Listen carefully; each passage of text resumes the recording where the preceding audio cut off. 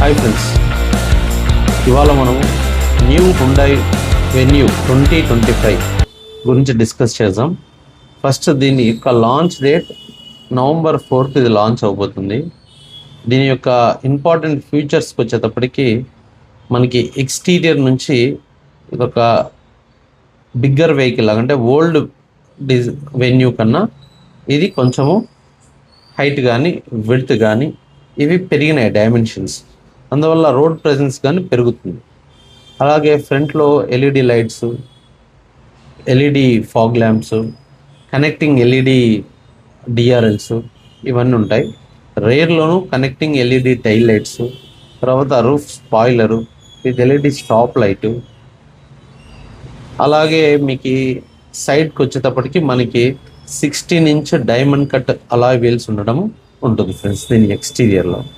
తర్వాత మనం దీని యొక్క ఇంటీరియర్కి వచ్చేటప్పటికి interiors very pleasing to I, బ్యూటిఫుల్గా ఫ్యూచరిస్టిక్గా ఉంటాయి హుండాయ్ కార్స్లో.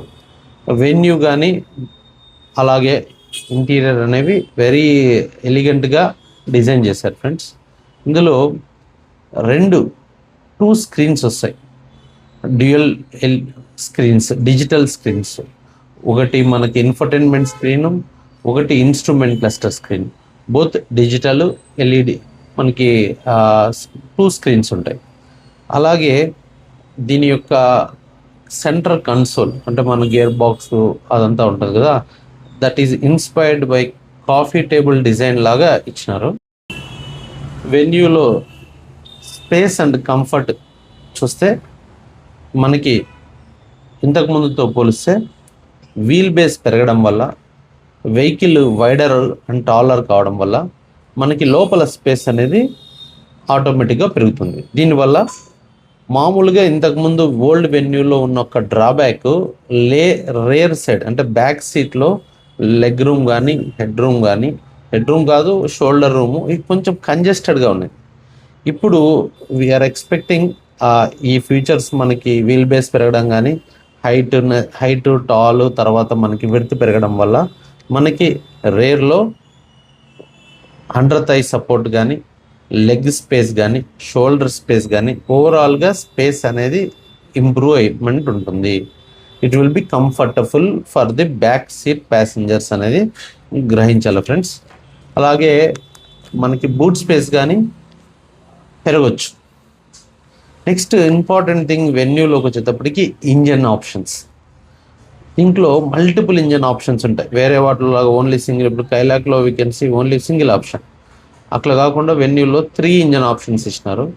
ఒకటి న్యాచురలీ యాస్పిరేటెడ్ 1.2 పెట్రోల్ ఇంజన్, అది 83 bhp ఆఫ్ హార్స్ పవర్ని, 130 Nm ఆఫ్ టార్క్ని డెలివరీ చేస్తుంది.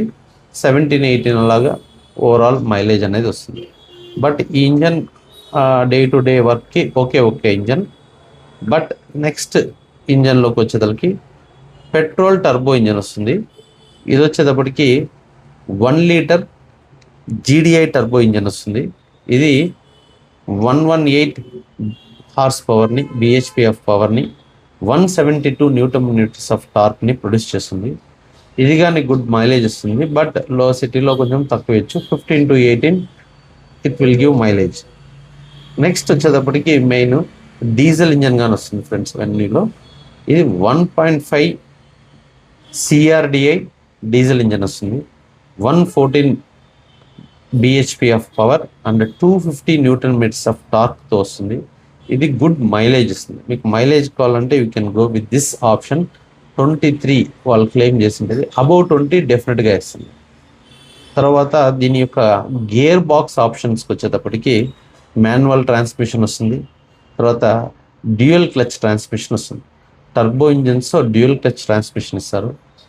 ఇంకొక ట్రాన్స్మిషన్ వచ్చేసి టార్క్ కన్వర్టర్ అంటే ఆటోమేటిక్ టార్క్ కన్వర్టర్. ఇది డీజిల్ ఇంజన్కి ఈ గేర్ బాక్స్ ఇస్తారు. బట్ ఈ 3 they are good gear boxes. అలాగే ఇందులో వేరియంట్స్ వచ్చేటప్పటికి పెట్రోల్లో 9 వేరియంట్స్ వదులుతున్నారు, డీజిల్లో 4 వేరియంట్స్ వదులుతున్నారు.